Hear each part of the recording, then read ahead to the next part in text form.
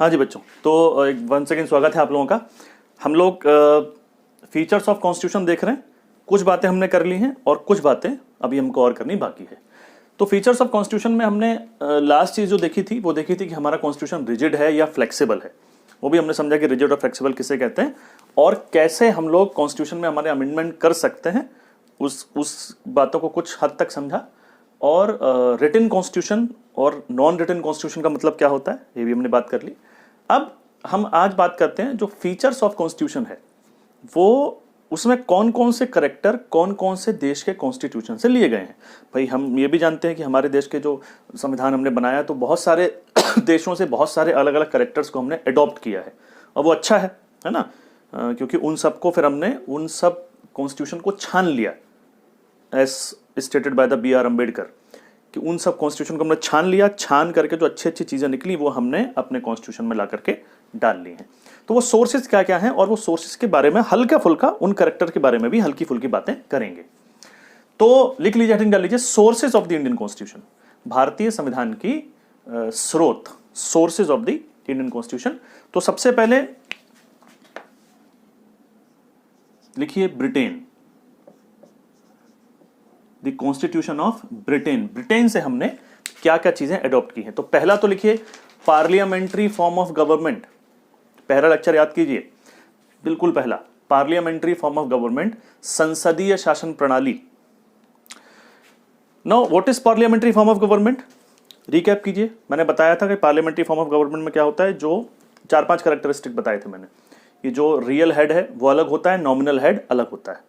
सारी power nominal head के पास में होती हैं और जो देश की जो एग्जीक्यूटिव्स हैं वो सब लेजिस्लेचर से ही आते हैं। And executives are responsible answerable towards the legislative. वो सारी चीजें रिकैप कीजिए पहले लेक्चर में। ये बड़ा इंपॉर्टेंट है समझना कि what is the parliamentary form of government. तो हमने पार्लियामेंट्री फॉर्म ऑफ गवर्नमेंट कहां से ली है, ब्रिटेन से ली है। हमने यूएसए की प्रणाली को नहीं लिया है। जो यूएसए में जो प्रेसिडेंशियल फॉर्म ऑफ गवर्नमेंट है उसको हमने नहीं लिया है, हमने अलग टाइप के सिस्टम को लिया है। ठीक है, तो पार्लियामेंट्री फॉर्म ऑफ गवर्नमेंट पहला हो गया। दूसरा लिखिए साहब rule of law. Rule of law, कानून, विधि का शासन। रूल ऑफ लॉ या विधि का शासन। विधि का शासन का मतलब क्या होता है, कौन रूल करेगा इंडिया में। कोई राजा, महाराजा, राष्ट्रपति, प्रधानमंत्री, संसद, no one will rule in India but the law. Bharat में रूल करेगा लॉ, भारत में शासन करेगा लॉ। कानून जो कहेंगे हमको वो बातें माननी है। कोई पर्टिकुलर संस्था क्या कहेगी उस बात को हम नहीं मान सकते। हर किसी के लिए कानून बराबर है। कानून की नजरों में सब बराबर है। जो कानून मेरे लिए है वही प्रधानमंत्री मोदी के लिए है, वही सुप्रीम कोर्ट के जज के लिए है। हाँ, यहां पर एक आध एक्सेप्शन जरूर है जो हम फंडामेंटल राइट्स में समझेंगे इन बातों को, but India rule of law पे चलेगा, रूल ऑफ पीपल पे नहीं चलेगा, रूल ऑफ सुप्रीम कोर्ट पे, रूल ऑफ पार्लियामेंट पे, किसी पर नहीं, but the rule of law पे चलेगा। तो भारत में सबसे ऊंचा क्या है, रूल ऑफ लॉ। ठीक है, तो इसको लिख लीजिए। इसको और समझेंगे हम जब फंडामेंटल राइट समझेंगे, आर्टिकल 21 की बात करेंगे तो रूल ऑफ लॉ का एक्चुअल मतलब क्या होता है, then we will consider it. Legislative procedure, next लिखिए लेजिस्लेटिव प्रोसीजर यानी कि विधि निर्माण। लेजिस्लेटिव प्रोसीजर, विधि निर्माण यानी कि जो कानून बनाने हैं वो कैसे बनाने हैं, उस पूरी जो प्रोसेस को हमने अडॉप्ट किया है वो कहां से अडॉप्ट किया है, वो हमने ब्रिटेन से अडॉप्ट किया। कानून कैसे बनते हैं भाई हम जानते हैं, इतना तो हम जानते ही हैं अभी कि भारत में एग्जीक्यूटिव हेड कौन है, president. Executive head and the real head is president. तो प्रेसिडेंट ही कानून बनाएगा, सिग्नेचर प्रेसिडेंट के होंगे, लेकिन उसके लिए वो कुछ लोगों से सलाह लेगा। तो किस लोगों से सलाह लेगा, तो वो लेगा सलाह लोकसभा से और राज्यसभा से। जब ये दोनों मिलकर इसको सलाह देंगे तो वो कानून बनाएगा। मतलब जब अगर कोई कानून है तो उसकी जो प्रोसीजर है उसको पास होने के, first view, second view, third view और बड़ा लंबा चौड़ा प्रोसीजर होता है, कानून बनाना is not a small thing, it's a very long process. वो हम बात करेंगे। तो वो उस पूरे प्रोसेस से गुजरेगी, एक हाउस में, फिर उसके बाद दूसरे हाउस में, और उसके बाद प्रेसिडेंट साइन करेंगे, तो उसके बाद कानून बन जाएगा। लेकिन ये तरीका सिर्फ इतना सा नहीं है, इसमें बहुत सारी चीजें आती हैं जो अभी इस लेक्चर में तो हम डिस्कशन नहीं करेंगे, आगे वाले लेक्चर में उसको हम पूरा डिटेल में बात करेंगे, कैसे रूल या लॉ बनता कैसे। तो ये लॉ बनाने का प्रोसीजर जो है वो हमने कहां से लिया है, that we have adopted from the constitution of Britain. Next लिखिए आप, सिंगल सिटीजनशिप, एकल नागरिकता, सिंगल सिटीजनशिप या एकल नागरिकता। देखो भारत में सिंगल सिटीजनशिप, एकल नागरिक, भारत में जो सिटीजनशिप है, आप कहां के नागरिक हैं, भारत के हैं या अपने अपने स्टेट्स के हैं या अपने अपने शहरों के हैं। एज मैं आगरा में रहता हूं, आगरा उत्तर प्रदेश में है और उत्तर प्रदेश इंडिया में है, तो मैं आगरा का भी नागरिक हूं, मैं यूपी का भी नागरिक हूं, मैं भारत का भी नागरिक हूं? नहीं, मैं सिर्फ इंडिया का नागरिक हूं। सिटीजनशिप मेरे पास सिर्फ इंडिया की है। कई देशों में ऐसे प्रोविजन नहीं है, जैसे यूएसए में ऐसा प्रोविजन नहीं है। यूएसए में स्टेट की अलग नागरिकता होती है और यूनियन गवर्नमेंट की अलग नागरिकता होती है। तो वहां पर यूनियन गवर्नमेंट जो है वो जो आपको फैसिलिटीज देती है, वो जो आपको राइट्स देती है, आप उनको एंजॉय करते हैं, और अलग अलग स्टेट्स में अलग अलग फैसिलिटीज हैं, वो भी आप एंजॉय कर सकते हैं, लेकिन उसके लिए आपको उस स्टेट का सिटीजन होना जरूरी है। भारत में ऐसा नहीं है, भारत में you have only one citizenship, और ये दिखाता है कि भारत एक ही देश है, एक ही राष्ट्र है, ये वो शो करता है। अच्छा, ठीक है, तो this is the single citizenship concept, जो कि हमने कहां से लिया है, हमने ब्रिटेन से लिया है। पहले जम्मू कश्मीर में एक अलग सिटीजनशिप हुआ करती थी, बट अब वो खत्म हो चुकी है। अब जम्मू कश्मीर स्टेट ही खत्म हो चुका है, अब तो 2 यूनियन टेरिटरी है वहां पे। तो वो जो आर्टिकल 370 जो था, तो वो स्पेशल प्रोविजन जो थे उसके लिए, जम्मू कश्मीर के लिए, वो सब खत्म कर देंगे। तो अब पूरे भारत में हर जगह पर सिंगल सिटीजनशिप है। ठीक है, तो सिंगल सिटीजनशिप हमने कहां से ली, हमने ब्रिटेन से ली है। नेक्स्ट पॉइंट लिखिए, कैबिनेट सिस्टम, कैबिनेट व्यवस्था, हिंदी में भी कैबिनेट व्यवस्था लिखिएगा, किसको कैबिनेट सिस्टम। पहला लेक्चर याद कीजिए, प्राइम मिनिस्टर, कैबिनेट मिनिस्टर, पूरा सिस्टम याद है आपको, काउंसिल ऑफ मिनिस्टर समझाया था मैंने आपको, ये ऑलरेडी मैं डिस्कशन कर चुका हूं, तो बार बार डिस्कशन करने से फायदा नहीं। तो कैबिनेट का जो सिस्टम लिया है हमने, वो लिया है ब्रिटेन से, कि वो मंत्री कहाँ कहाँ से आएंगे, और मंत्री लोकसभा से होंगे या राज्यसभा से होंगे, और नहीं है तो 6 महीने के अंदर हो जाना चाहिए। तो ये सब बातें जो हमने हैं वो सब ब्रिटेन से ली हैं। ठीक है, अच्छा, इसके बाद पार्लियामेंट्री प्रिविलेजेस, जो पार्लियामेंट के मेंबर्स होते हैं उनको कुछ विशेष सुविधाएं होती हैं, और जो विशेष सुविधाएं हैं वो हमने ब्रिटेन के कॉन्स्टिट्यूशन से ली हैं। फॉर एग्जाम्पल, अगर पार्लियामेंट का सेशन चल रहा है तो उसको गिरफ्तार नहीं किया जा सकता। ठीक है, प्रोसीजर कि by the permission of, prior permission of the जो प्रिजाइडिंग ऑफिसर होता है, जैसे लोकसभा स्पीकर या राज्यसभा का जो सभापति होता है, उससे पूछ करके गिरफ्तार कर सकते हैं, बट वो होता नहीं, तो उसको गिरफ्तार नहीं कर सकते। और बहुत सारी चीजें हैं जो प्रिविलेजेस उनको मिले हुए हैं, वो कहां से लिए हैं, ब्रिटिश कॉन्स्टिट्यूशन से लिए हैं। बाईकैमरलिज्म मतलब द्विसदनात्मक व्यवस्था, BICAMERALISM,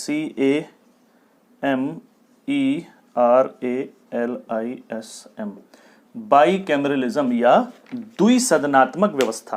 देखिए भारत में 2 सदन है, अभी हम यूनियन की बात कर रहे हैं, कई सारे स्टेट्स में भी 2 सदन है। 2 सदन मतलब एक लोकसभा है जहां 545 लोग हैं, एक राज्यसभा है जहां 245 लोग हैं, है ना।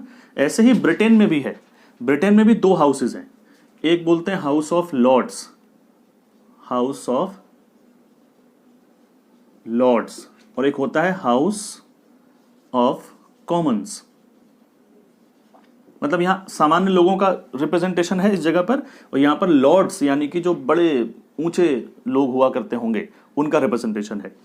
तो देखिए नाम तो यहीं से आए हैं शायद, ही लोक मतलब सामान्य लोग, राज्य मतलब राजा के लोग। मैंने आपको बताया था कि ब्रिटेन में पहले जो हाउस ऑफ लॉर्ड्स है वहां पर कोई भी चुनाव से नहीं आता था कुछ समय पहले तक, और वो वहां पर राजशाही परिवार और बड़े बड़े कैपिटलिस्ट टाइप के लोग हुआ करते थे। और उसमें यह सिस्टम था कि लोग जो आ जाते थे वो जीवन भर तक उसके मेंबर रहते थे, हाउस ऑफ लॉर्ड्स के मेंबर वो जीवन भर तक रहते थे। और ये सिस्टम बहुत पहले खत्म नहीं हो गया, अभी कुछ समय पहले ही खत्म हुआ है ये, और इनफैक्ट ये भी सिस्टम था कि आप मेंबर बन गए हाउस ऑफ लॉर्ड्स के तो जीवन भर रहेंगे, कोई 6 साल 4 साल का कोई उसमें बैरियर नहीं है, और आप मर जाएंगे तो आपका जो बेटा या बेटी होगा वो मेंबर बन जाएगा। तो इस तरह से वहां पर परिवारवाद चला करता था, और यहाँ पर राजसी परिवारों के लोग ही ज्यादा रहते थे, तो इसलिए शायद इसका नाम हाउस ऑफ लॉर्ड्स पड़ गया होगा, और वहीं से हमने इस नाम को यहाँ पर ही अडॉप्ट कर लिया, तो राज्यसभा कह दिया इसको, जो राज्यसभा और ये लोकसभा। ठीक है, तो जैसा यहाँ है वहाँ भी वैसा ही है, और अब तो खैर वहाँ पर भी वैसे ही सिस्टम हो गया जैसे यहाँ पर है, बट आप देखेंगे कि भारत के राज्यसभा में भी 12 लोग ऐसे हैं जो ये भाई साहब नॉमिनेट करते हैं, यहाँ पर खाली 2 ही हैं। तो यहाँ पर अभी भी राष्ट्रपति के हिसाब से ही काम चलता है, आप ऐसा कह सकते हैं। अच्छा, तो ये जो 2 हाउस का सिस्टम है वो हमने कहाँ से लिया? ब्रिटेन से लिया है। अच्छा, तो ये ब्रिटेन से हमने ये बातें ली हैं। फिर अगला हेडिंग डालिए यूएस कॉन्स्टिट्यूशन। यूएसए से हमने क्या क्या लिया है?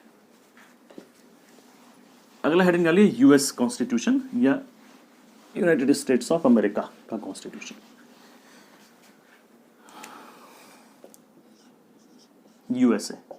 यूएसए से पहली जो बड़ी इंपॉर्टेंट चीज हमने ली है वो है फंडामेंटल राइट्स, मूल अधिकार। मूल अधिकार जानते हैं आप क्या होता है? मूल अधिकार ऐसे अधिकार हैं जो आपको स्टेट से बचाते हैं। मतलब आप के ऊपर रूल कौन कर रहा है? सरकार रूल कर रही है, सरकार का पूरा सिस्टम रूल कर रहा है, और वो सिस्टम अगर चाहे तो क्या अपनी मनमानी कर सकता है, आपको दबा सकता है, आपसे जो चाहे वो करवा सकता है। पहले जमाने में तो करवाता था, पहले जमाने में तो जो राजा हुआ करता था वो राजा जो चाहता था वही तो होता था। राजा ने जो चाह लिया वो हो गया, उसको सेकंड थॉट की जरूरत ही नहीं है, उसको कोई रोकने वाला ही नहीं है, क्योंकि राजा खुद एक कानून है, राजा खुद संविधान है। लेकिन अब ऐसा नहीं है, अब जनता को रूल करने वाले लोग दबा ना सकें, प्रेशराइज ना कर सकें, इसलिए कॉन्स्टिट्यूशन से उनको कुछ राइट्स दिलवाए गए हैं। They are known as fundamental rights. और अगर फंडामेंटल राइट्स का वायलेशन होता है तो उनके लिए सीधा सुप्रीम कोर्ट जा सकता है आदमी, और सुप्रीम कोर्ट तुरंत काम करता है। उसके लिए 5 रिट्स हैं जो जारी कर सकता है सुप्रीम कोर्ट, और बहुत प्रायोरिटी के साथ में इन चीज़ों को डील किया जाता है। कोई भी संविधान में कोई ऐसी चीज़ नहीं की जाती, या कोई भी लॉ या कोई भी रूल ऐसा नहीं बनाया जाता जो फंडामेंटल राइट्स को मेरे टच करे। ऐसी बहुत सी बातें हैं फंडामेंटल राइट्स के बारे में, बहुत खूबसूरत चीज़ है ये। तो ये सबसे पहले ये यूएस के कॉन्स्टिट्यूशन में आई थी, तो इसलिए हमने ये कहाँ से लिया है? हमने ये यूएसए से लिया है। देखो, अगर मैं कहता हूँ कि मैंने यूएसए से फंडामेंटल राइट्स लिए, तो क्या कहीं दूसरे देश में फंडामेंटल राइट्स नहीं है? बिल्कुल हैं, बहुत से देशों में है, लगभग सभी देशों में है, जितनी भी डेमोक्रेसी है आज की डेट में लगभग। बट सबसे पहले कहाँ से आया? हम उसको सोर्स मानते हैं। तो जो source of the fundamental right है भारत में या किसी भी देश में, तो वो क्या है? यूएसए का कॉन्स्टिट्यूशन है। बात समझने की कोशिश कीजिए। जैसे कि मैंने कहा कि कॉन्स्टिट्यूशन का कॉन्सेप्ट हमने कहां से अडॉप्ट किया है, तो इसका आंसर ये होगा कि कॉन्स्टिट्यूशन सबसे पहले कहां पर आया? तो जहां कॉन्स्टिट्यूशन आया हमने वहीं से उस कॉन्सेप्ट को अडॉप्ट किया। तो इसका आंसर भी यूएसए ही है बेटा, क्योंकि सबसे पहले जो कॉन्स्टिट्यूशन बना वो कहां बना? वो यूएसए के अंदर बना। समझ में आ रही है आपको बात? जैसे प्रीएम्बल है, प्रीएम्बल सबसे पहले कहां बना? यूएसए के अंदर बना। तो वो कॉन्सेप्ट भी हमने कहां से लिया? यूएसए से लिया। जितने देशों में संविधान है वो सब बाद में आया। ठीक है, तो इसको ऐसे याद किया, समझा कीजिए। तो फंडामेंटल राइट्स हमने लिए हैं। फंडामेंटल राइट्स के बारे में सारी डिटेल्ड बातें हम लोग फंडामेंटल राइट्स के टॉपिक में करेंगे। बहुत इंपॉर्टेंट टॉपिक है, ना सिर्फ हमारे देश के संविधान के लिए, ना सिर्फ हमारे लिए, बल्कि एग्जाम के पर्सपेक्टिव में भी। एग्जाम फंडामेंटल राइट को बिना टच किए जाता ही नहीं है। यहां से तो टच करके क्वेश्चंस 100% बनेंगे। ये तो मतलब बहुत सबसे इंपॉर्टेंट टॉपिक है। तो फंडामेंटल राइट्स हो गए भैया। Judicial review and independent judiciary. Independent judiciary and judicial review.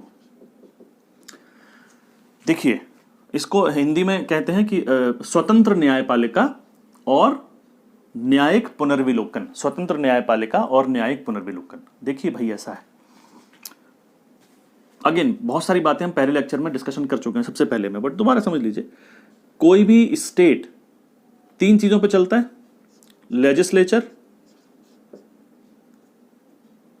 Legislature, executive और जुडिशरी।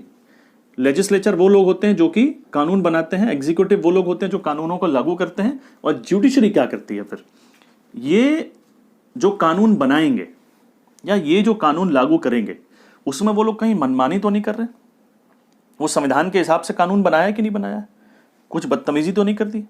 कोई ऐसा कानून तो नहीं बन गया है कि जो फंडामेंटल राइट्स को टच कर रहा है, उनको उनकी वैल्यू कम कर रहा है? या ये लोग कोई मनमाना आदेश तो पारित नहीं कर रहे हैं, जनता को परेशान तो नहीं कर रहे हैं? ये सब कौन देख रहा है?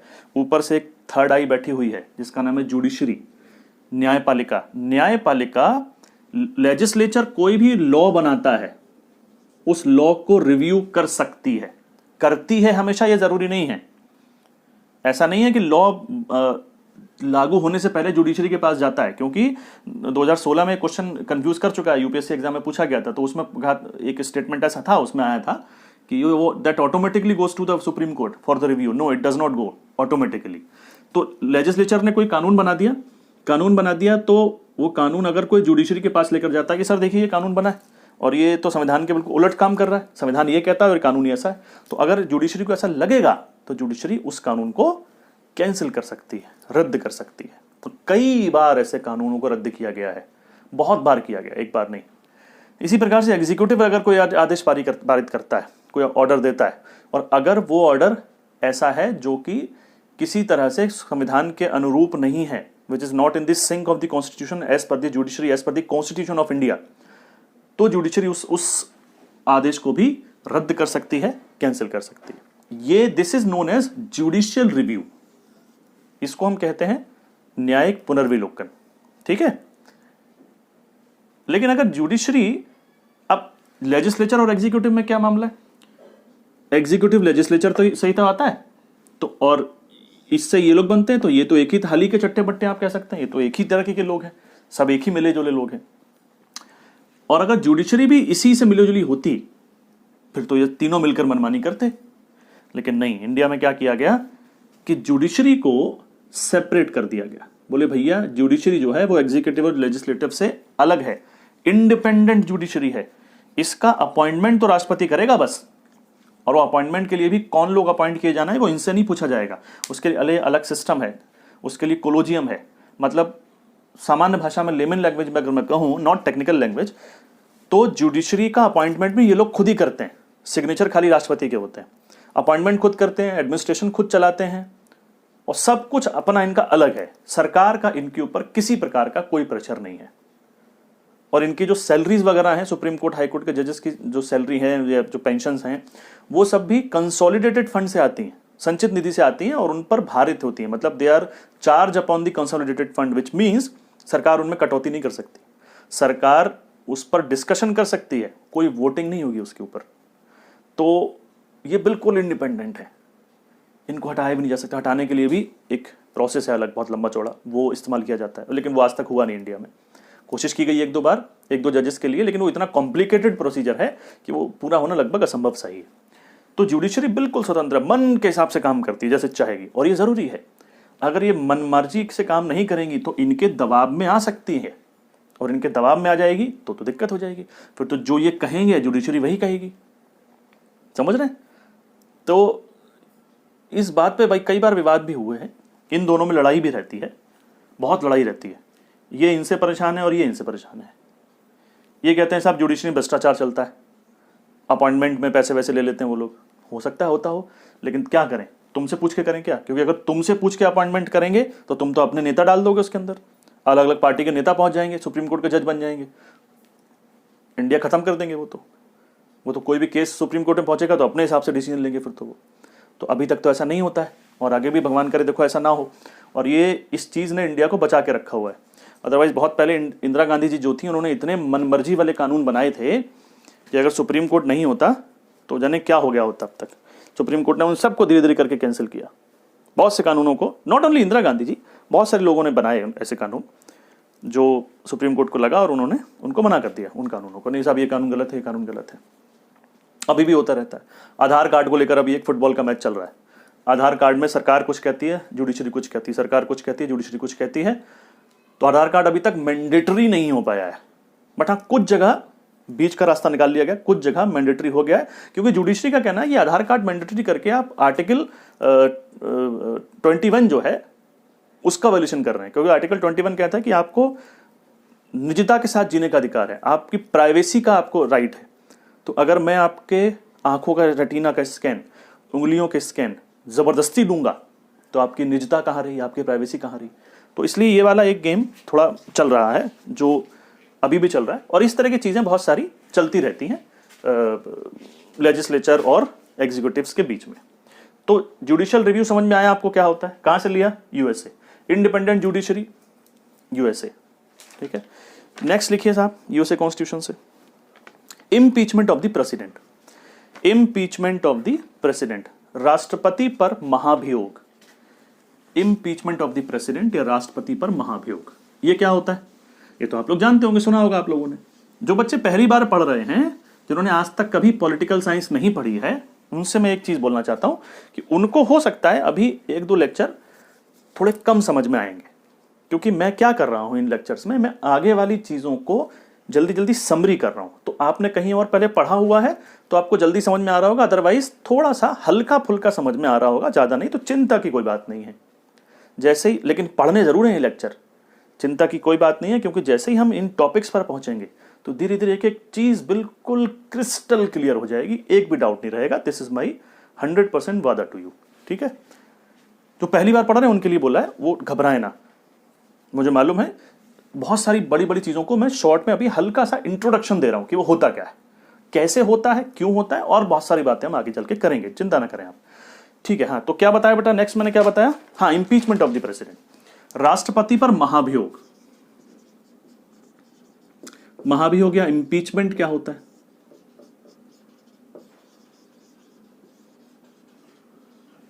इंपीचमेंट, राष्ट्रपति साहब कितने साल के लिए आते हैं, 5 साल के लिए आते हैं, उनका चुनाव होता है, 5 ईयर उनका टेन्योर है, उसके बाद वो रिजाइन, उसके बाद वो हट जाते हैं, दोबारा भी चुनाव लड़ सकते हैं, दोबारा ही बन सकते हैं, ऐसा कोई इसमें बंदिश नहीं है।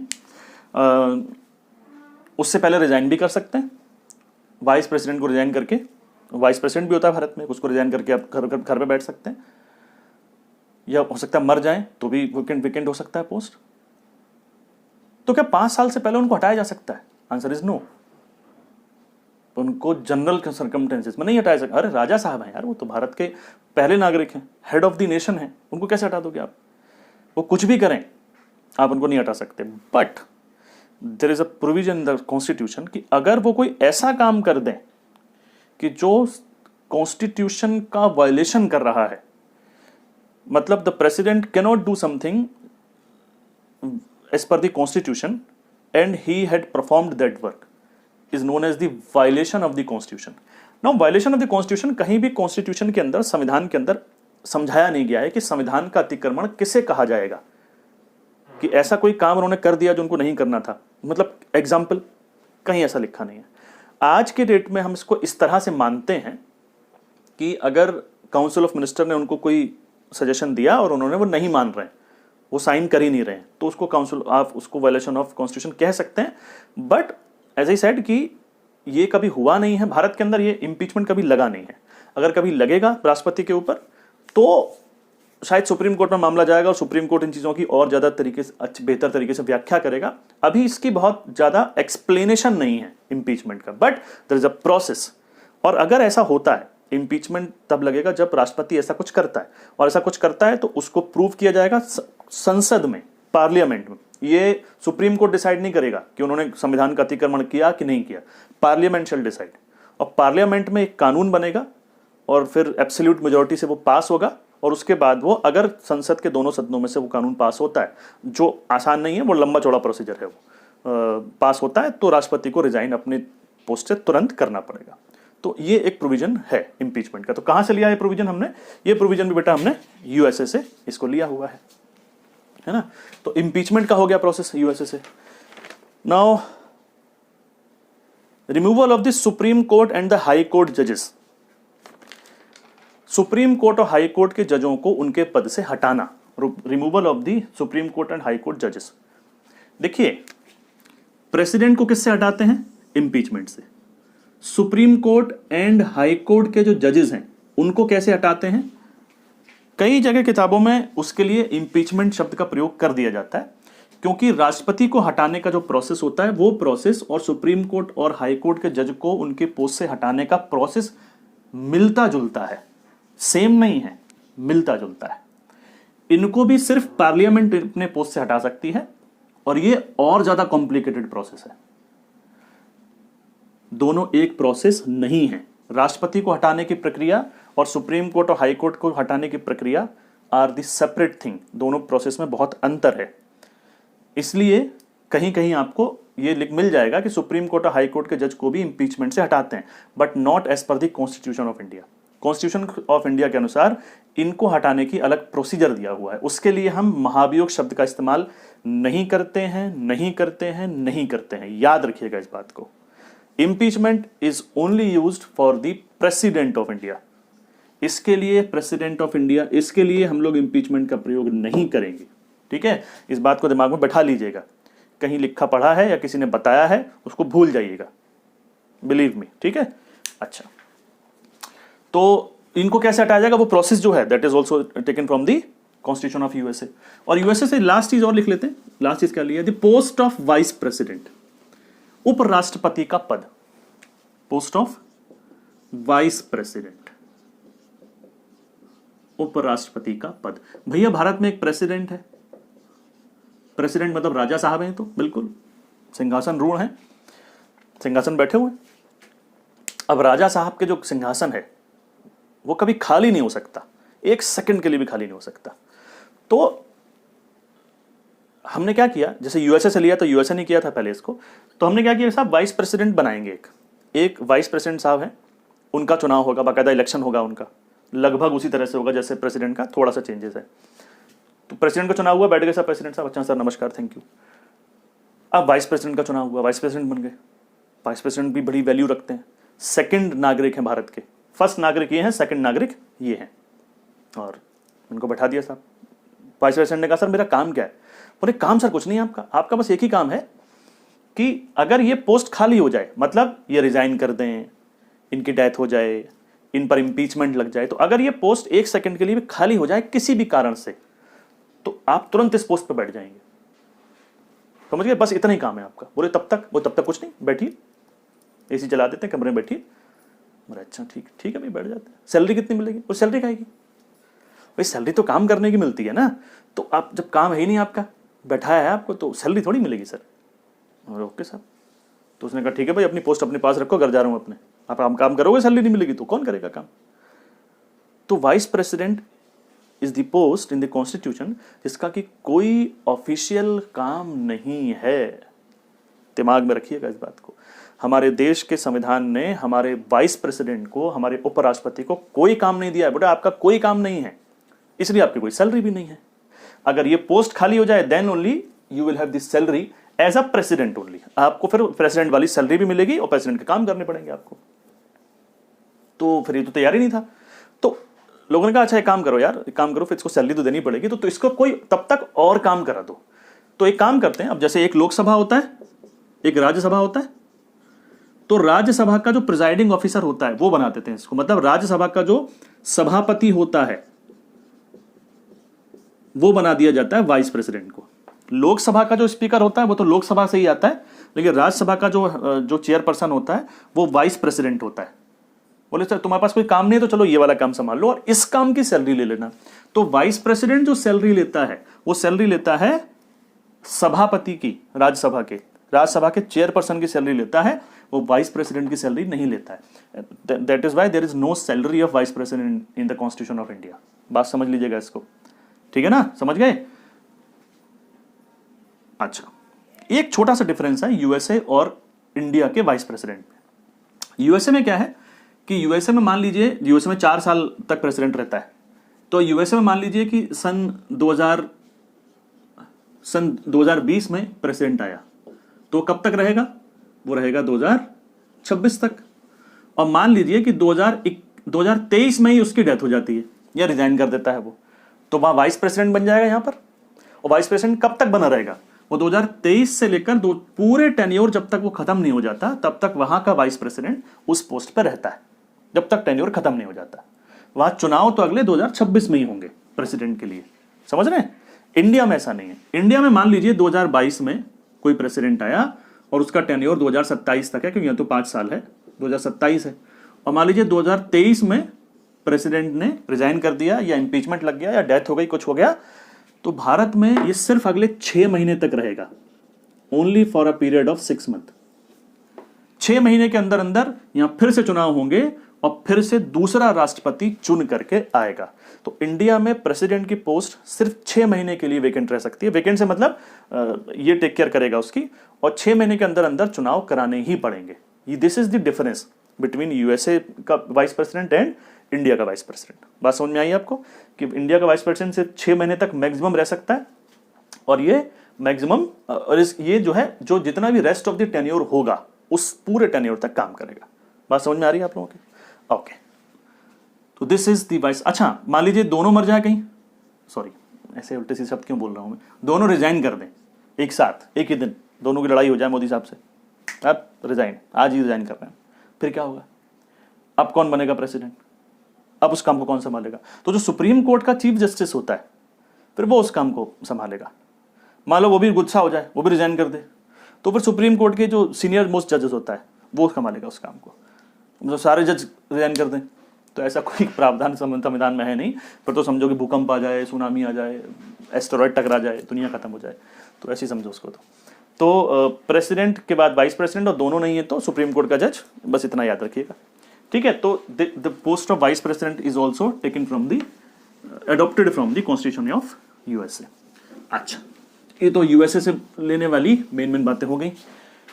अगला पोस्ट ऑफ वाइस प्रेसिडेंट हो गया। ओके, आयरलैंड का जो कॉन्स्टिट्यूशन है, आयरिश कॉन्स्टिट्यूशन, आयरिश कॉन्स्टिट्यूशन या आयरलैंड का जो संविधान है, उससे हमने क्या क्या लिया है? उससे भी 2-3 इंपॉर्टेंट चीजें हमने ली हैं। Directive principle of state policy, directive principle of state policy, राज्य के नीति निर्देशक तत्व। Directive principle of state policy, राज्य के नीति निर्देशक तत्व। इंट्रोडक्शन समझ लीजिए होता क्या है। भारत में सबसे ऊपर क्या है? कॉन्स्टिट्यूशन, संविधान। संविधान से ऊपर कुछ नहीं है, बाकी सब इसके नीचे है। पूरा देश इसके अनुसार काम करता है। जो राज्य है, जो स्टेट है, और राज्य आप समझते ही हैं, किसे बताया राज्य? राज्य मतलब द एंटायर सिस्टम। राज्य का मतलब होता है जो पूरे व्यवस्था है, जो इस देश को चला रही है। जो सेंट्रल गवर्नमेंट है उसकी एग्जीक्यूटिव, फिर उसकी जुडिशरी, नॉट जुडिशरी, सॉरी इसमें जुडिशरी नहीं आता।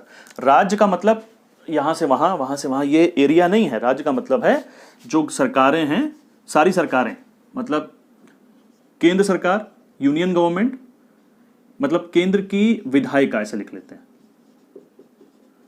Legislature of the centre, legislature of the state, executive of the centre, executive of the states, panchayat, सारे सरकारी अधिकारी, सारे सरकारी ऑफिसेज, वो सब आते हैं स्टेट के अंतर्गत। वो सब मिलकर के स्टेट कहलाते हैं। That means state is the entire system जो उस देश को चलाता है। This is state, this is the definition as per the article 12 and article 36। तो वो जो स्टेट है वो कैसी पॉलिसीज बनाएगा, ये सब सिस्टम। अब समझ लीजिए राज्य क्या है, दोबारा समझ लीजिएगा इस बात को, है ना, अदरवाइज तो फिर हम फंडामेंटल राइट में इसको पढ़ेंगे, राज्य होता क्या है। तो स्टेट जो है वो कैसी सरकार चलाएगा, वो कैसी पॉलिसीज बनाएगा। पापा कौन है? पापा है कॉन्स्टिट्यूशन। तो कॉन्स्टिट्यूशन फिर कुछ डायरेक्शन देगा ना स्टेट को कि कैसी पॉलिसी तुमको बनाई जानी चाहिए। कॉन्स्टिट्यूशन राज्य को कुछ निर्देश देगा कि तुम्हें कैसी नीतियां बनानी चाहिए। वो नीतियों का निर्देशन दिया है डीपीएसपी में। मतलब डीपीएसपी में कॉन्स्टिट्यूशन स्टेट को बताता है कि तुम्हें ऐसा पॉलिसी बनाओ, ऐसी बनाओ, ऐसी बनाओ, ऐसी बनाओ, ऐसी बनाओ, ऐसी बनाओ, ऐसी बनाओ। लेकिन ये खाली डायरेक्शंस हैं, डायरेक्शन है सिर्फ, ये सिर्फ निर्देश हैं। सॉरी, उन निर्देशों को स्टेट माने या ना माने जरूरी नहीं है स्टेट के लिए, ये भी याद रखिएगा। डीपीएसपी हमारे संविधान में आर्टिकल 36 से आर्टिकल 51 तक दिए हुए हैं, और इस संविधान के 3 उन भागों में, संविधान में से 3 चीजें हैं, 3 उन भागों में से एक हैं जिनको करना या ना करना जरूरी नहीं है। अगर इसमें कोई बात लिखी है और सरकार उसको नहीं मान रही है, then also it is right. मतलब इसको लेकर के आप कोर्ट में नहीं जा सकते कि सुप्रीम कोर्ट में चले गए, साहब देखिए इसमें लिखा हुआ आर्टिकल में और सरकार मान नहीं रही है, तो इट इज नॉट जस्टिफिएबल। इस शब्द, the word is justifiable, it is non justifiable. इसे न्यायालय द्वारा लागू नहीं कराया जा सकता। They are the directions from the Constitution to the state for making the policy for the people of India. ये संविधान द्वारा भारत के लोगों के लिए बनाई गई पॉलिसीज के लिए राज्यों को दिए गए निर्देश हैं, but they are not justifiable. लेकिन इन्हें न्यायालय द्वारा लागू नहीं कराया जा सकता। ठीक है, इतना समझ में आ रहा है? बेसिक चीजें समझ में आ रही है, बस बेसिक ही समझिए आप अभी। ठीक है, तो ये कहां से लिए हमने? आयरलैंड के संविधान से। ये हमारे संविधान बनने से पहले ही आ गए थे। ये मेरे ख्याल से 1935 में ही आ गए थे, 1919 में नहीं, 35 में, 1935 के एक्ट में ही आ गए थे। लेकिन उस समय भी ये आयरलैंड के कॉन्स्टिट्यूशन से लिए गए थे। तो एक तो हो गया डीपीएसपी जो आयरलैंड से लिया गया है। दूसरा, nomination of the member of Rajya Sabha. Rajya Sabha के सदस्यों का नामांकन, nomination of the members of the Rajya Sabha. Rajya Sabha में जो 12 लोग मेंबर होते हैं वो किस किस फील्ड से आएंगे? 4 फील्ड से आते हैं। ठीक है, वो किस किस फील्ड से आएंगे? 12 लोग हैं। कौन नॉमिनेट करता है? राष्ट्रपति करता है। तो वो जो नॉमिनेशन की प्रोसेस है वो हमने आयरलैंड से ली गई है। ठीक है, एक चीज और लिख लीजिए आयरलैंड से जो ली गई है, method of the election of president. राष्ट्रपति के चुनाव की प्रक्रिया, method of the election of the president. Bharat में राष्ट्रपति का चुनाव एक नॉर्मल प्रक्रिया से नहीं होता। नॉर्मल प्रक्रिया में बहुत सी कमियां हैं। जैसे मैं आपको बताता हूं, हम कैसे इलेक्शन करते हैं। जैसे मान लीजिए कोई गांव है, कोई कस्बा है, कोई शहर है, किसी भी एक चीज के लिए इलेक्शन होना है, और मान लीजिए 100 लोग हैं वोट डालने वाले, 100 लोग हैं, 100 लोग वोट डाल रहे हैं और 4 लोग खड़े हो गए, A, B, C, D, और 100 वोट पड़े उसके लिए। A को मान लीजिए 35 वोट मिले, B को मान लीजिए 30 वोट मिले, इसको मान लीजिए 25 वोट मिले। कितने हो गए? 5 और 3 और 3 6 और 3 9, और इसको मान लीजिए 10 वोट मिले, है ना? ऐसे मान लेते वोट मिले। अब कौन जीता? A जीता। A बन जाएगा आपका प्रधानमंत्री या राष्ट्रपति या जो भी, जिस पोस्ट के लिए आपका सभासद है, मेयर है, तो A मेयर बन गया, है ना? ऐसे ही तो होता है। लेकिन इसको देखने का दूसरा नजरिया समझिए। 100 में से 35 लोगों ने कहा A को बनाओ, ठीक है, और 100 में से 65 लोगों ने कहा कि A को मत बनाओ। इसको ये से भी तो देखा जा सकता है। ये सब मिलके कह रहे हैं सर A को मत बनाओ, A को क्यों बना रहे हैं? तो हमने 35 लोगों की बात सुन ली, 65 लोगों की बात नहीं सुनी। बात समझ रहे? बीजेपी बहुत लंबे चौड़े बहुमत से जीती और ये जीती और वो जीती। 50% वोट थोड़ी मिला बीजेपी को। करीब 45% लोगों ने कहा कि बीजेपी को जिताओ, लेकिन बाकी वोट बट गया दूसरी पार्टियों में। इस वजह से बीजेपी को ज्यादा वोट परसेंटेज ज्यादा मिल गया।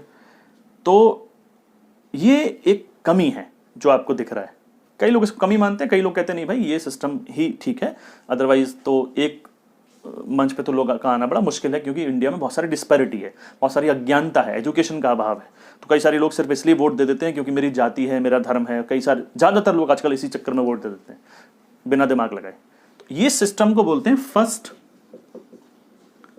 पास्ट दी पोस्ट।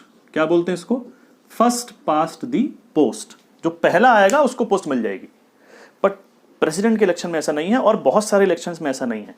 बहुत सारे इलेक्शन ऐसे होते हैं, including the election of president, जिसमें कि 100 वोट अगर टोटल पड़ रहे हैं, तो जब तक उसमें से 50% प्लस 1 वोट किसी एक आदमी को नहीं मिल जाएंगे, तब तक वो जीता नहीं माना जाएगा, तब तक उसका इलेक्शन मान्य नहीं होगा। तो प्रेसिडेंट वही बनेगा जिसमें जितने लोग वोट डालते हैं उसमें से आधे से ज्यादा वोट उसको मिल जाते हैं। Only that person becomes the president of India. तो इसके लिए एक पूरी व्यवस्था है। इसके लिए हिंदी में कहते हैं एकल संक्रमणीय मत पद्धति, सिंगल ट्रांसफरेबल वोटिंग सिस्टम। उसका अडॉप्ट करते हैं उसको हम लोग, और उससे जो है हमको बार बार इलेक्शन कराने की जरूरत नहीं पड़ती। वो राष्ट्रपति का चुनाव समझाऊंगा मैं आपको, तब उसको भी समझेंगे। ठीक है? अच्छा, ओके जी। ओके, अगला लिखिए, कनाडा का कॉन्स्टिट्यूशन से हमने क्या क्या लिया है? What we have taken from the constitution of Canada या कैनेडियन कॉन्स्टिट्यूशन। कैनेडियन कॉन्स्टिट्यूशन से लिखिए, federation with a strong centre. इसको थोड़ा समझेंगे। Federation with a strong centre मतलब संघात्मक व्यवस्था जिसमें कि केंद्र ज्यादा शक्तिशाली है।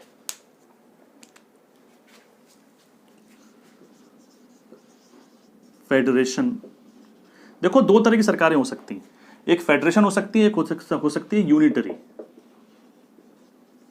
एकात्मक और संघात्मक। संघात्मक का मैंने मतलब आपको क्या बताया था?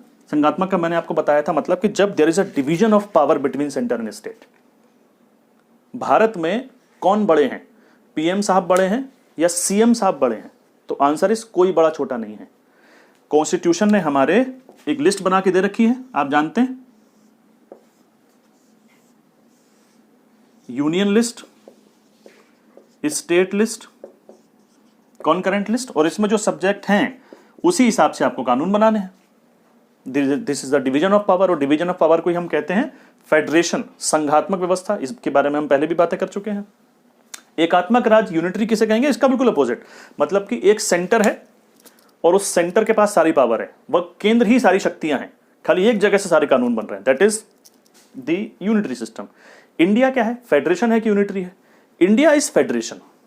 हालांकि we have not used this word in our entire constitution, कहीं भी हमने इसको, इस शब्द का इस्तेमाल नहीं किया है। वो क्यों नहीं किया है वो हमने पहले भी बताया था कि भाई अगर हम इस शब्द का इस्तेमाल कर लेंगे तो हो सकता है कल को कुछ राज्य कहें कि भैया हमारी पावर तो हमारी है, आप छीन कैसे सकते हैं, और हम तो अलग होना चाहते हैं, हम we don't want be the part of the India, या अगर इंडिया के पार्ट होना भी चाहते हैं तो वो अपनी मनमानी कर सकते हैं, वो जो चाहें कर सकते हैं। इसलिए भारत में इस शब्द का इस्तेमाल नहीं किया गया। दूसरी बात, इंडिया में कुछ करेक्टर ये वाले भी दे दिए गए हैं। तो जो मैंने आपको शब्द लिखाया है कि federation with a strong centre, federation जरूर है लेकिन सेंटर जो है, यूनियन जो है, वो ज्यादा स्ट्रॉन्ग है भारत के अंदर। कैसे स्ट्रॉन्ग है? कुछ चीजें हैं जिसमें कि यूनिटरी मतलब केंद्र सरकार सारी चीजों का वायलेशन कर देती है। क्या केंद्र सरकार स्टेट के मैटर पे कानून बना सकती है? आंसर इज यस, कई जगह बना सकती है। अगर मान लीजिए देश में कोई इमरजेंसी लग जाए, इमरजेंसी मतलब देश में कोई ऐसे हालात पैदा हो गए हैं जब चीज़ें नॉर्मल नहीं हैं, कहीं लड़ाई हो गई, कुछ दूसरे देश ने आक्रमण कर दिया, आर्म्ड रिबिलियन, बहुत सारे उसके लिए तरीके हैं, तो कोई नॉर्मल स्थिति नहीं है, इमरजेंसी लग चुकी है, तो अब यूनियन गवर्नमेंट जो चाहेगी करेगी, उसको रोकने वाला कोई नहीं है। यूनियन गवर्नमेंट जो चाहेगी वो करेगी, मतलब वो स्टेट के सारे सब्जेक्ट पर कानून बनाएगी, कोई भी कानून बनाएगी, कैसे भी बनाएगी। स्टेट जो कानून बनाएगा उसको कैंसिल कर सकती है, वो कहीं नहीं साहब ये गलत है, हम ऐसा कानून बनाएंगे, तो उस समय पर सारी चीजें यूनियन के पास आ जाएंगी। एक तो ये तरीका है। या अगर कोई ऐसी चीज है जो कि दूसरे देश से कोई ट्रीटी हमारी साइन हुई है, संधि साइन हुई है, सेंट्रल गवर्नमेंट के साथ में संधि साइन होती है, तो उसको इंप्लीमेंट करने के लिए भी यूनियन चाहे तो स्टेट लिस्ट पर कानून बना सकता है। यूनियन चाहे तो उन चीजों पर कानून बना सकता है, या कहें कि मोदी साहब चाहें तो उन चीजों पर कानून बना सकते हैं जो एक्चुअली सीएम साहब के अंडर में आते थे। ठीक है। या एक और है आर्टिकल 249 का एक टॉपिक है। आर्टिकल 249 में क्या होता है, अब ये जरूरी है आप समझिए। कानून कौन बनाता है? केंद्र में कानून कौन बनाता है? लोकसभा है, राज्यसभा है, ये लोग मिलकर कानून बनाते हैं। राज्यसभा के लोग कहां से आते हैं? राज्यसभा के लोग आते हैं स्टेट से, स्टेट लेजिस्लेचर से, यानी कि ये स्टेट का रिप्रेजेंटेशन है। इसमें कुछ लोग यूपी से आए, कुछ एमपी से आए, मध्य प्रदेश से, तेलंगाना से, यहां से, वहां से, तो अलग अलग राज्यों से आकर के 245 लोग यहां बैठ गए। राज्यों की विधायिका से आकर के, राज्य की विधानसभाओं से आकर के लोग यहां पर बैठे हैं। ऐसे तो हुआ है। तो अब मान लीजिए कि ऐसा चल रहा है कि मैं ऐसी एग्जाम्पल ले लेता हूं कि कोई स्टेट अपनी मनमर्जी से काम कर रहा है। यूपी का एग्जाम्पल ले लेते हैं। मान लेते हैं कि यूपी में कोई ऐसा कानून बन गया जो नहीं बनना चाहिए, और कानून बने जा रहे हैं ऐसे, तो नहीं बनने चाहिए। कोई भी एग्जाम्पल आप ले सकते हैं। तो योगी साहब, तो मोदी साहब कहेंगे योगी साहब से कि मोदी साहब कहेंगे अरे योगी साहब क्या कर रहे हो, ये कैसे कानून बना रहे हो? बोले साहब ऐसा है, हम ऐसे ही बनाएंगे। जैसे योगी साहब ने मान लीजिए बोल दिया कि पुलिस में यूपी की अब सिर्फ हम यूपी में वर्ण व्यवस्था लागू करें ढंग से, तो सिर्फ क्षत्रिय लोग खाली शामिल होंगे। एग्जाम्पल लेना, से कभी हो नहीं सकता भारत के अंदर, वो गए वो जमाने। तो ये जो गलत कानून हो गया। अब मोदी साहब कहेंगे क्या कर रहे हो यार? तो वैसा हम तो कर सकते हैं क्योंकि पुलिस यहाँ लिखा हुआ है, तो पुलिस के लिए हम जो कानून चाहेंगे वो बना सकते हैं। हालांकि जुडिशरी इसको पहले ही कैंसिल कर देगी, लेकिन मान लो कि मोदी साहब को डिसीजन लेना है, तो मोदी साहब अब जाएंगे राज्यसभा के पास, सेंटर में। राज्यसभा क्योंकि किन से मिलकर बनी है? स्टेट्स के लोगों से मिलकर बनी है, स्टेट्स के रिप्रेजेंटेटिव से मिलकर बनी है। तो बोलेंगे राज्यसभा साहब, बोलेंगे राज्यसभा साहब आप लोग स्टेट्स का रिप्रेजेंटेशन है, अब आप बताइए कि आप में से एक स्टेट ऐसा है जो बदतमीजी कर रहा है, इस समय कानून उल्टे सीधे बना रहा है। बोले हाँ सब बना तो रहा है, अब क्या करें सर? अब आप अगर मुझे शक्ति दें तो मैं उस स्टेट के लिए कानून बना सकता हूं। तो अगर राज्यसभा स्पेशल मेजोरिटी से इस चीज को पास कर देती है कि ठीक है मोदी साहब you can make law on these subjects of Uttar Pradesh, तो मोदी साहब फिर स्टेट लिस्ट के ऊपर भी कानून बना सकते हैं। There is a provision in the Constitution. ऐसा होता नहीं है जनरल कंडीशन में, बट ऐसा हो सकता है, ठीक है ना। या फिर हम बात करें गवर्नर, राज्यपाल। राज्यपाल किसका आदमी है? सेंटर के तो आदमी है। राज्यपाल है, गवर्नर जो होता है वो राष्ट्रपति भेजता है स्टेट्स में, और स्टेट का हेड कौन है? नॉमिनल हेड है ऑब्वियसली। स्टेट का हेड कौन है? वो राज्यपाल है। तो राज्यपाल कभी कभी अपना डिस्क्रिशन ऐसा दिखाता है कि जिससे कि केंद्र सरकार मजबूत होती है। तो केंद्र सरकार की मजबूती ये चीज भी दिखाती है। तो हम देखते हैं कि हालांकि we are federation in nature, लेकिन अल्टीमेटली हम यूनिटरी की तरफ झुके हुए हैं। और ये जो कॉन्सेप्ट है कि भाई सेंटर ज्यादा मजबूत होगा, बाकी फेडरेशन चल रहा है, सबके पास पावर है, ठीक है, लेकिन अल्टीमेट पावर हमारे पास ही है, और जब हम चाहेंगे तो आपकी पावरों को छीनेंगे एज पर दी कॉन्स्टिट्यूशन ओनली, ऐसे नहीं कि मन मर्जी से कर दिया। तो ये कॉन्सेप्ट हमने कहां से लिया है? कनाडा से। आई होप चीजें समझ में हल्की फुल्की आ रही होंगी आप लोगों के, बट इनको हल्का फुल्की समझते चलिए। तो कौन कौन से जो कैरेक्टर हैं हमारे कॉन्स्टिट्यूशन में जो फेडरलिज्म को दर्शाते हैं, और कौन कौन से कैरेक्टर यूनिटरी सिस्टम को दर्शाते हैं, उनके बारे में लिख लीजिए। तो फेडरल सिस्टम जो है, आप चाहें तो ऐसे लिख लीजिएगा जैसे मैं लिखा रहा हूं, या वैसे ही तीर बना के लिख लीजिएगा जैसे आप चाहें। लिख लीजिए कि federal characters of the constitution, Bharat के संविधान के संघात्मक लक्षण। तो पहला लिखिए टू गवर्नमेंट्स, दो सरकारें हैं भाई, दो सरकारें हैं, that is known as the division of power. दो सरकारें तभी तो पावर का डिवीजन है, तो टू गवर्नमेंट्स, ये पहला कैरेक्टर है। दूसरा, division of power as per the 7th schedule, 7वीं अनुसूची। ये कहां लिखी है लिस्ट? ये 7th शेड्यूल में है। 7वीं अनुसूची के अनुसार शक्तियों का बंटवारा, division of power in the 7th schedule. Next लिखिए रिटन कॉन्स्टिट्यूशन, लिखित संविधान। लिखित संविधान को यहां पर लिखित संविधान क्यों फेडरेशन का लक्षण है, आप समझिए कि भारत में जिसकी जो पावर है वो लिखी हुई है, अंडरस्टूड नहीं है, ठीक है। और अंडरस्टूड नहीं है तो जो लिखा है बस वही मानना है। तो अगर मोदी साहब आप मनमानी करना चाहते हैं तो सॉरी, नॉट अलाउड, नहीं कर पाएंगे, क्योंकि we have a written Constitution. Next लिखिए सुप्रीमेसी ऑफ द कॉन्स्टिट्यूशन, संविधान की सर्वोच्चता। जैसे मैंने पहले भी बताया कि भारत में संसद सर्वोच्च नहीं है, क्या सर्वोच्च है? संविधान। तो संविधान कहेगा वो काम करना है। तो ना तो सीएम साहब, चीफ मिनिस्टर साहब आप मनमानी कर सकते हैं, ना ही मोदी साहब या प्रधानमंत्री साहब आप मनमानी कर सकते हैं। जो क्योंकि सुप्रीमेसी किसकी है? कॉन्स्टिट्यूशन की है। संविधान जो कहेगा आपको वही मानना पड़ेगा, और संविधान में अगर लिखा है तो it is your duty to follow it. तो सुप्रीमेसी है। तो this is also the character of federalism या federation. Rigidity of the constitution, constitution में चीजों को चेंज करना, कुछ चीजों को तो आसान से चेंज कर सकते हैं, लेकिन जो ऐसी चीजें हैं जिनसे कि सेंटर और स्टेट के रिलेशन चेंज हो रहे हैं, मैंने समझाया था आपको, वो कैसे चेंज होते हैं, उसको चेंज करने के लिए उस तरह के कॉन्स्टिट्यूशन अमेंडमेंट के लिए पहले तो पार्लियामेंट पास करेगी 2/3 मेजोरिटी से, और उसके बाद वो स्टेट में भी जाएंगे, राज्यों में जाएंगे, और जब तक आधे से ज्यादा राज्य उसको पास नहीं कर देंगे तब तक वो कॉन्स्टिट्यूशन में अमेंडमेंट नहीं हो सकता है। तो कॉन्स्टिट्यूशन इतना आसान नहीं है चीजों को चेंज करना, जहां तक कि केंद्र और राज्य के सरकारों के संबंधों की बात है। तो इसलिए rigidity of constitution shows federalism. लेकिन जो फ्लेक्सिबिलिटी है वो यहां पर आएगी फिर, क्योंकि जो चीज आसानी से चेंज हो जा सकती हैं तो वो राज्यों की शक्तियों को कम कर रही है, ऐसे समझिए। तो रिजिडिटी ऑफ द कॉन्स्टिट्यूशन, संविधान की दृढ़ता, कठोरता ऐसे कह लीजिए। इंडिपेंडेंट जुडिशरी, न्यायपालिका पर कंट्रोल नहीं है आपका किसी का भी, चाहे वो संघ सरकार हो, यूनियन गवर्नमेंट हो, चाहे स्टेट गवर्नमेंट हो। ऐसा नहीं कि स्टेट गवर्नमेंट या हाई कोर्ट स्टेट गवर्नमेंट के अंडर में काम करते हैं, no, it is not that. या सुप्रीम कोर्ट केंद्र सरकार के नियंत्रण में कार्य करते हैं, no. Supreme Court is a unitary system, या न्यायपालिका एक अलग सिस्टम है, वो राज्यों के अलग और केंद्र के अलग ऐसा नहीं होते हैं, ये समझ लो इस बात को थोड़ा सा। सबसे ऊपर सुप्रीम कोर्ट है, उसके नीचे हाई कोर्ट है, और उनके नीचे लोअर कोर्ट्स हैं जिसके अंदर ट्रिब्यूनल्स और डिस्ट्रिक्ट कोर्ट्स और बहुत सारी चीजें आती हैं। ऐसा बिल्कुल नहीं है कि ये केंद्र सरकार का, ये राज्यों के हैं और ये जिलों के होते हैं, ठीक है। व्यवस्था को सुचारू बनाने के लिए इसको ऐसा सुप्रीम कोर्ट ने बना दिया है, बट ऐसा नहीं कि हर हाई कोर्ट हर राज्य का अलग होगा, नो, इट्स नॉट दैट। अभी भारत में 25 हाई कोर्ट्स हैं, स्टेट तो ज्यादा है, तो एक हाई कोर्ट कई जगहों का चीज देख सकता है, कई सारी यूनियन टेरिटरीज भी हैं, तो 25 हाई कोर्ट सारी जगहों की चीजें देखते हैं। आप इसको ऐसे समझिए, बल्कि जैसे मान लीजिए केरला के हाई कोर्ट ने कोई डिसीजन दिया, तो क्या वो यूपी के अंदर लागू होगा?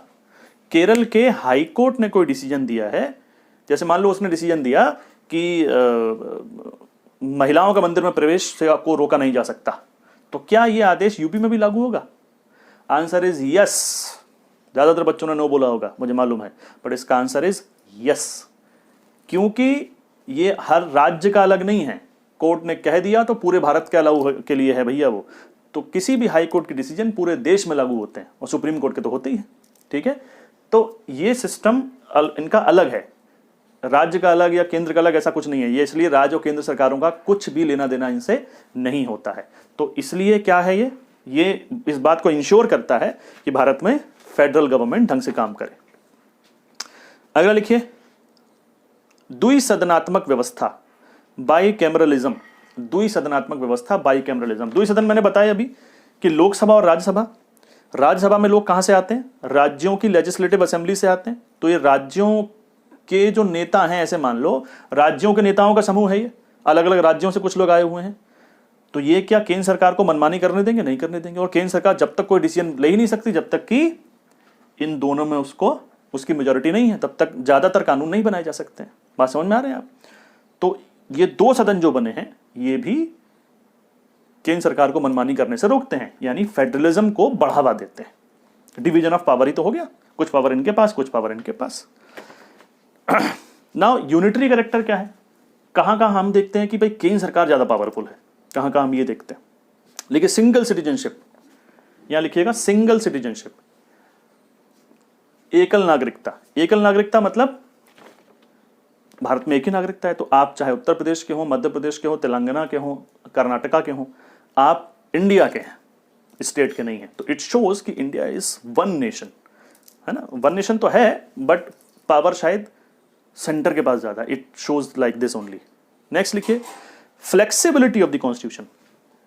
संविधान का लचीलापन, यानी संविधान के जो कैरेक्टर आसानी से चेंज हो जाते हैं, वो ये दर्शाते हैं कि भैया संसद जो चाहे कर सकती है। यानी संसद जैसे 2 राज्यों को तोड़ दिया, 3 राज्यों को मिलाकर एक राज्य बना दिया, एक राज्य को हटाया, यूनियन टेरिटरी बना दिया। जैसे अभी कश्मीर में हुआ, जम्मू कश्मीर में हुआ। जम्मू कश्मीर को राज्य हटा दिया हमने, राज्य है ही नहीं वो। अब वो तो उसको 2 पार्ट और कर दिए, लद्दाख एंड जम्मू एंड कश्मीर। खैर वो अच्छे के लिए किया गया, उसके पीछे इंटेंशन मेरे हिसाब से ठीक ही है, मुझे ऐसा लगता है। लेकिन वो ये दिखाता है कि राज्यों के ऊपर मनमानी केंद्र सरकार कर सकती है। बात समझ रहे मेरी आप?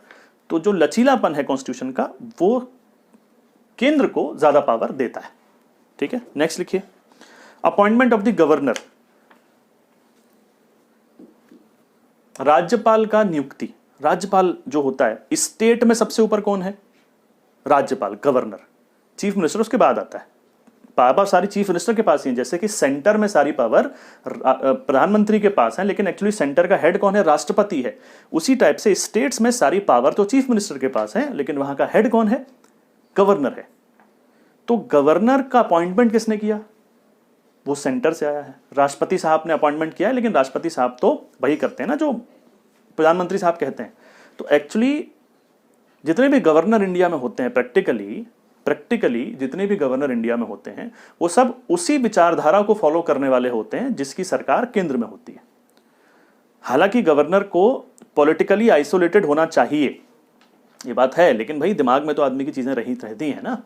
तो हालांकि गवर्नर को किसी राजनीतिक पार्टी को सपोर्ट नहीं करना चाहिए, ऐसा संविधान में है, बट अब आदमी तो किसी ना किसी को अंदर सपोर्ट कर ही रहा होगा ना। तो आज अगर बात करें, जैसे आज सेंटर में बीजेपी की गवर्नमेंट है, तो जितने भी स्टेट आप देखते हैं उन सब में बीजेपी की विचारधारा को फॉलो करने वाले लोग राज्यपाल बने होंगे।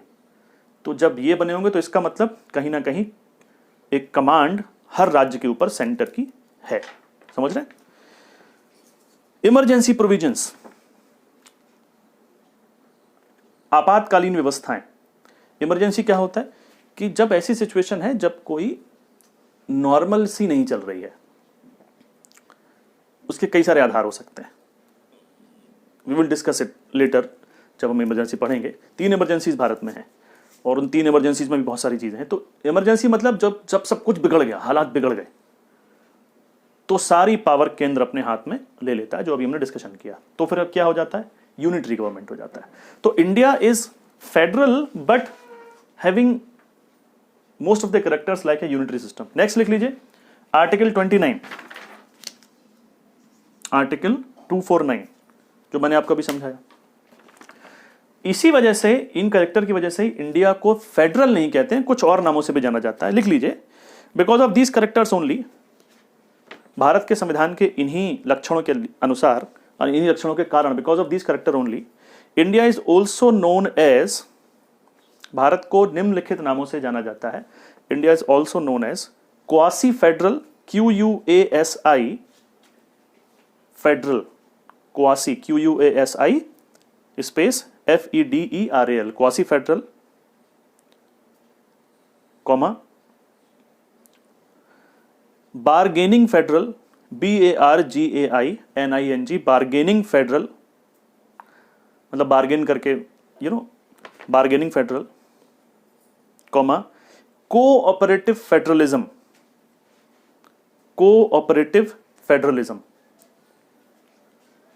Comma federation with a centralising tendency, federation with a centralising tendency. Quasi federal वगैरह के ऊपर एग्जाम में क्वेश्चंस आ जाते हैं बेटा, तो इनको थोड़ा आप याद रखिएगा, ठीक है ना, कि कैसे होता है, क्या होता है इसके अंदर। तो this is the federation and unitary, और हम समझ गए कि भाई भारत के अंदर फेडरेशन के करेक्टर ज्यादा हैं, यूनिटरी के करेक्टर एक आध ही हैं। In normal circumstances we are federation, but if the union government wants, तो यूनिटरी की तरफ शिफ्ट किया जा सकता है थोड़ा बहुत, नॉट एब्सोल्युटली। बिल्कुल मनमर्जी नहीं कर सकती यूनियन गवर्नमेंट, क्योंकि कौन बैठा है? पापा बैठे हैं ना, सुप्रीम कोर्ट रिव्यू कर देंगे, बोले ये कैसे डिसीजन लिया आपने, इस स्टेट में कैसे आपने प्रेसिडेंट रूल लगा दिया। जैसे बीजेपी जब नई नई पावर में आई थी मोदी साहब के लीडरशिप में, तो 2-3 स्टेट में ऐसा हुआ, उत्तराखंड में ऐसा हुआ, अरुणाचल प्रदेश में ऐसा हुआ, जब राज्यपाल की भूमिकाओं पर सवाल उठे और कोशिश की गई कि वहां पर राष्ट्रपति शासन लगाया जाए। सुप्रीम कोर्ट बीच में इंटरवीन किया और उसने चीजों को एनालाइज किया और उसने फिर अलग तरीके से अपने वर्डिक्ट दिए और दोबारा से वहां नॉर्मलिसी आई। तो एकदम मनमर्जी नहीं कर सकती केंद्र सरकार। सुप्रीम कोर्ट है और इंडिपेंडेंट है, जुडिशियल रिव्यू कर सकता है। इस वजह से भारत का लोकतंत्र और स्ट्रांग है। सुप्रीम कोर्ट भारत के लोकतंत्र को और स्ट्रांग बनाता है, क्योंकि ये केंद्र सरकार की या स्टेट गवर्नमेंट की पावर पर अंकुश लगाता है, उस पर रिस्ट्रिक्शन लगाता है। मनमर्जी नहीं करने दूंगा, मैं बैठा हूं यहां पर, बाकी काम लॉ बनाइए आप, बट आई एम हियर। इस पर बैलेंस बनाना बड़ा जरूरी है, बात समझ रहे हैं? चलो इस बैलेंस की बात फिर हम करते हैं।